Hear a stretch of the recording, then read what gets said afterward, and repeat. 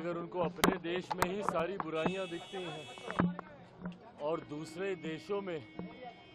उन्हें लगता है कि सब बहुत अच्छा चल रहा है और विदेश में जाकर जिस तरीके से भारत की बुराई करने की एक आदत राहुल जी की बन गई है, ये कहीं ना कहीं गलत राजनीति की परंपरा की शुरुआत है। ये आपसी मतभेद जरूर हो सकते हैं और सत्ता पक्ष विपक्ष में हमेशा से रहे, पर विदेशी मंच पर जाकर अपने राजनीतिक मतभेदों को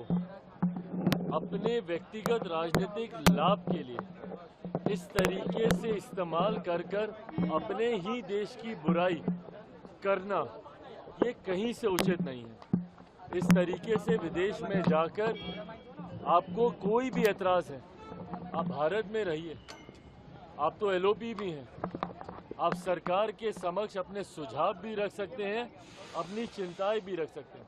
पर इस तरीके से दूसरे देश में जाकर भारत की बुराई करना कहीं से उचित नहीं है। सैम पित्रोदा ने कहा है कि बीजेपी खर्च करके प्रचार करती है, लेकिन राहुल गांधी ठीक उसका विपरीत है और राहुल गांधी पप्पू ने वो उच्च शिक्षित है, वो किसी के विषय पर भी गहरी सोच रखते हैं। भाई ये सारी बातें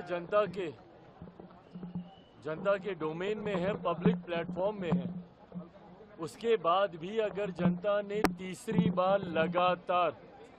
प्रधानमंत्री नरेंद्र मोदी जी के नेतृत्व में एनडीए सरकार को चुना है, तो कहीं ना कहीं ये बात तो स्पष्ट है ना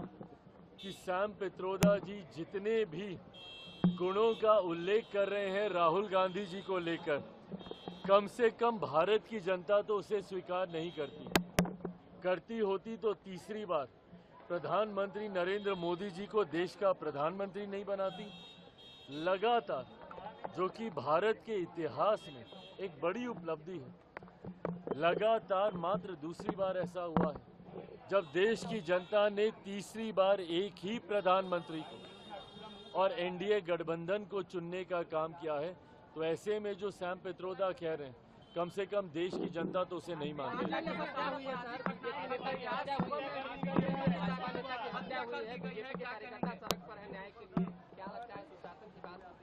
नहीं, देखिए ये सब चिंता का विषय तो है ही।